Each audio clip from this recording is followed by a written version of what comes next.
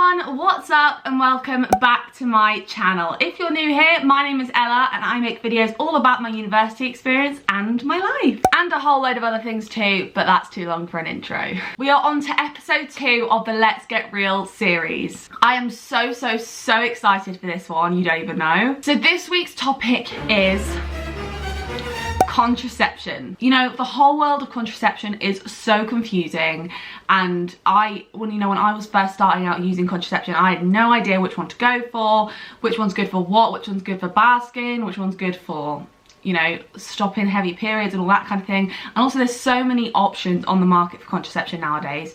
I just thought it would be good to have an open, honest conversation about it. So as always, I guide these videos by answering your questions, which you ask over on my Instagram. If you want to get involved in next week's Let's Get Real episode, don't forget to follow me on Instagram. My handle is @LMAHorton. That is where I will post all of the opportunities to get involved in my videos. And before we get into the video, don't forget to subscribe and give this video a like if you like, and let's get into it. I had to take my jumper off because it was getting hot. So the first question I received is, why do you think it's important to talk about contraception?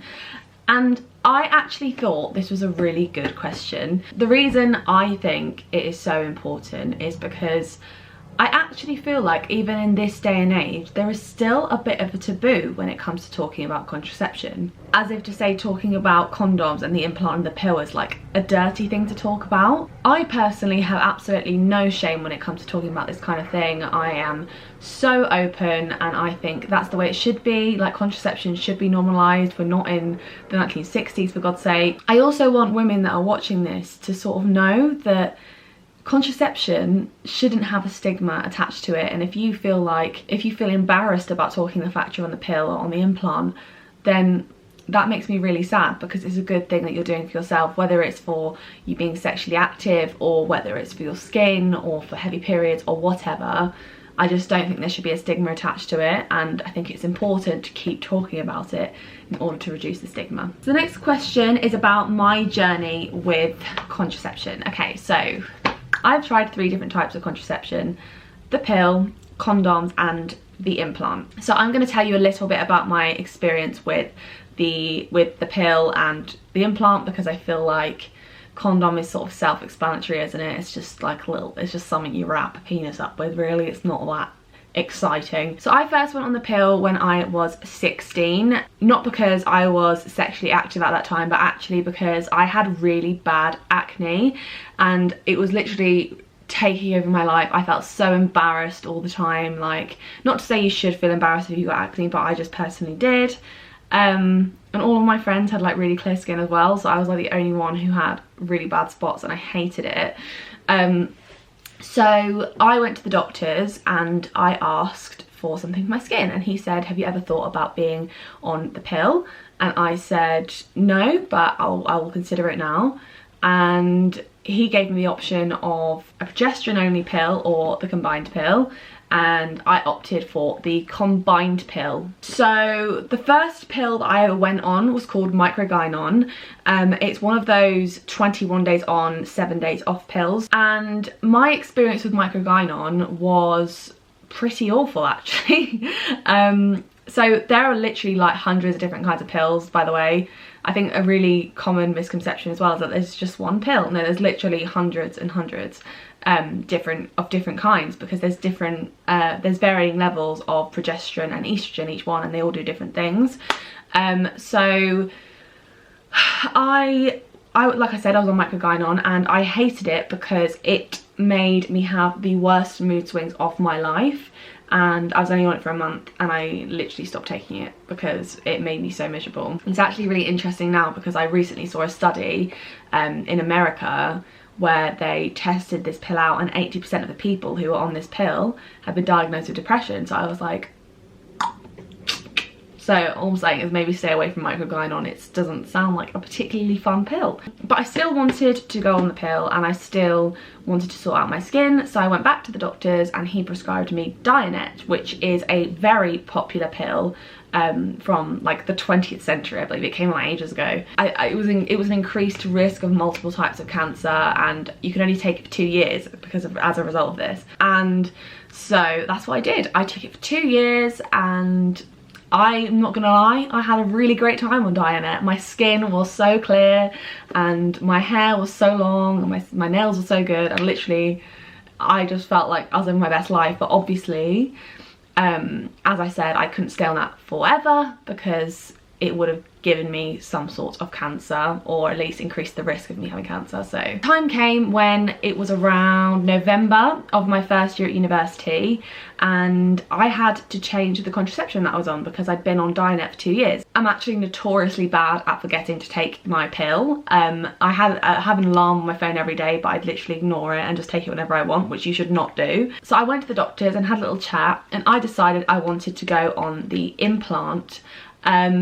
And an implant is just like a little plastic rod that is inserted just here. My one, I can't even find it right now.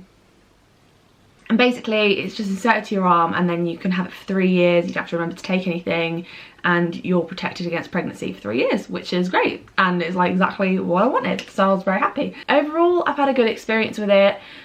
Obviously, I have experienced some wacky things in the past 2 years, like extreme weight gain, but I don't think that was to do with the pill. I think that was to do with my dietary habits. So at first I thought maybe it was the implant because of just how fast I was putting on, but actually now I've gone back down and I'm eating a normal amount, I've realised it really wasn't the implant, now it's just me. That's my overall experience with contraception, and yeah, I would recommend both the pill and the implant depending on how good you are at remembering things, I suppose. So that leads me on very nicely to the next question. Does getting the implant hurt? I'm on the pill, considering it, but scared. I was in the exact same position as you about 1.5 years ago. I was on the pill and I was like, I can't bother with this anymore, I just want to go on the implant. So the actual procedure of getting the implant inserted is actually pretty painless. So when you actually go to get your implant fitted, they basically ask you what kind of anaesthetic you want. So there's a spray and an injection. I opted for the spray because I'd heard really good things about it. And basically they get you to put your arm by your head like that, and then they make a small incision just there and insert the plastic rod into your arm. But because of the anaesthetic spray, I honestly didn't feel a thing. I was expecting it to be really, really painful. It actually really wasn't at all, and I walked out and it wasn't painful in the slightest. The only thing I would say is that it hurt when I knocked it later in the day. Like I knocked it on something, I was like, oh my god. And like if I accidentally bumped into someone with it, I'd be like, oh, that really hurts. But it was nothing more than like stubbing a toe. Like realistically, it really wasn't that painful. Also, there is like a lot of bruising when you get an implant. I think I did actually vlog the day I got my implant. So if I can find that vlog, I will put that link below if you're interested in watching that. It was from years ago.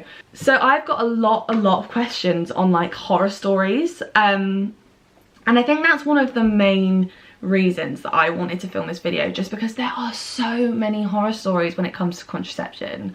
And like I completely get it because I obviously heard about all the same horror stories, like especially with the implant. Like you see like the massive scary bruise and like all the blood trickling down people's arms, and you're like, oh my god, that sounds awful. But in reality it is nothing like that. My boyfriend said to me that he's heard loads of stories about the girls going crazy on the pill, like the pill messes people up. It really doesn't. It's such like a stigma around it. I think obviously contraception affects your hormones, so it will affect your mood and it will affect certain things, but you shouldn't let that scare you from trying it out. I think it's really important to mention as well that contraception affects everybody differently. So you know how the implant will affect me might affect you in a completely different way, and vice versa, same with the pill. So although I can talk about my experience, you might have a completely different experience, and that's just like the makeup of our bodies, that's our DNA, like we're all going to react to things completely differently. But yeah, I don't have any horror stories to tell you because I honestly don't have any. The only horror story I guess was when I was having my mood swings with the first pill I was on, but that's it. So don't be scared of using any kind of contraception, guys. It's important to normalize it. Okay, next question. Do boys at uni expect us to be on contraception? I should hope not. Right, let me tell you something. It is just as much the boy's responsibility to use contraception as it is yours. Obviously women can actually take things and use the implant, and obviously that is for you at the end of the day. You shouldn't be doing that for anybody else but yourself. Even if you're in a relationship, it's literally not the point. If you know, if your partner asks you to go on the pill and you don't want to, then don't. The ball is completely in your court and it's your body, your choice, so nobody should make you feel like you should be expected to be on anything. It's just as much his responsibility to use a condom as it is for you to protect yourself and go on the pill and go on the implant or whatever, if you want to do that. If you don't feel comfortable taking the pill or using the implant, then don't. That's completely your prerogative. But obviously just have an open conversation with your partner and let them know sort of where you're at, whether that be a one-night stand or a long-term relationship. Next question, how to find the right one for yourself and how many are too many side effects?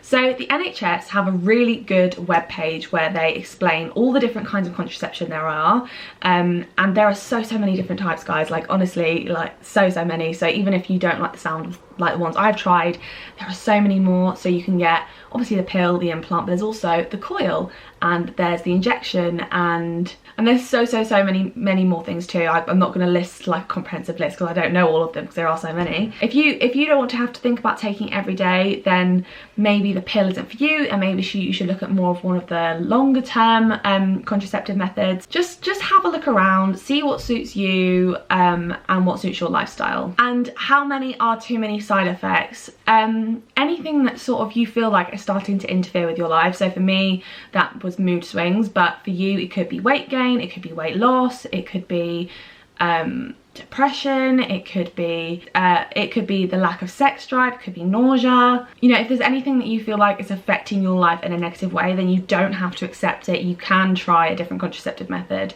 that might work better for you. Next question, the best contraceptive that helps reduce acne or bad skin. I can only talk from my own experience. I had a really positive experience with dianette. Personally, that's the main thing I would say from this video really. Just go have a chat with your GP and make sure you talk through anything you want to try contraceptive wise. Okay, and that was my last question. If you enjoyed this video, don't forget to give it a thumbs up and hit the subscribe button and the notification bell if you would like a notification every time I upload a new video. If you'd like to get involved in next week's Let's Get Real episode, then don't forget to follow me on Instagram. My handle is @LMAHorton, and follow me on TikTok. My handle is @LMAHorton, and the last O is a 0. Comment down below the topic you'd like me to discuss next week, and I will see you